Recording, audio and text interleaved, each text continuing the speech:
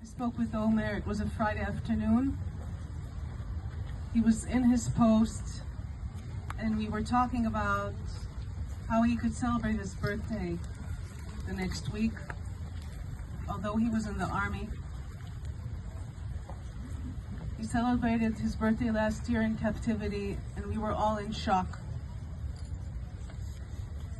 23 years ago today, I was restless. It was a Saturday morning. It was fall. I wanted to go for a hike. I wanted to get some air. My water broke. No walk. We were on our way to Mount Sinai Hospital from Queens, not far from him. Bringing Omer out into this world really did take forever. Finally, after inductions, you came out into the world 6:30 a.m. on Sunday morning, October 14th. Omer came into this world a month after 9/11. These were unprecedented times here in New York City. We remember well the days and weeks after the attack, how the city was covered with missing person posters and overcome by a sense of grief and tragedy. But we had our new baby, and new life was a sign of hope. We immersed ourselves into your world, into our new family. Your first stroll coming out of the hospital was very close to here, right here in Central Park. The same season, of course, leaves turning, nature and beauty. Looking at some picture albums last night, I found a picture of you and I, Ima and a baby. You were maybe a few days old, a few weeks old, laying next to me.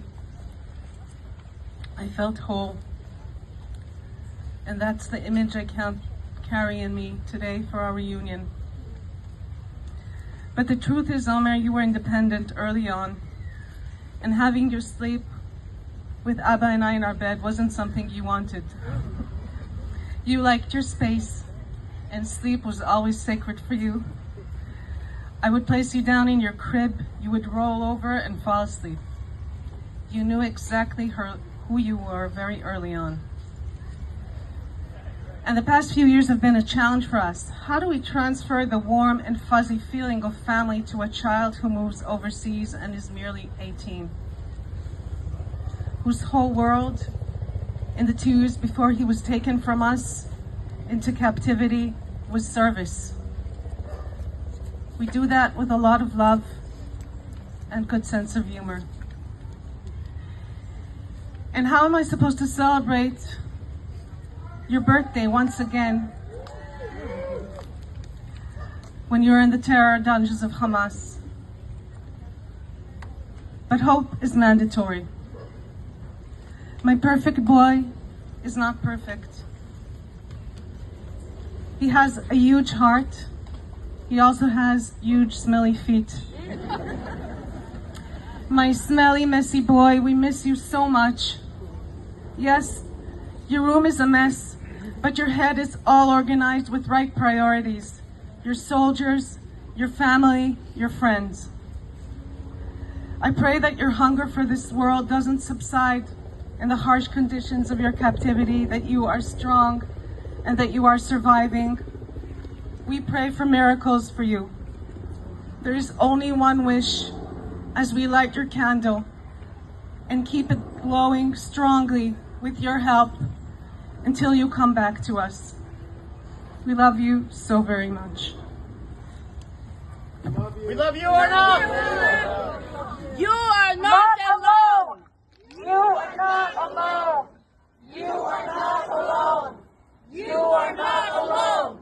You are not alone! You are not alone! In Israel, we wish Mazal Tov, good fate, on one's birthday.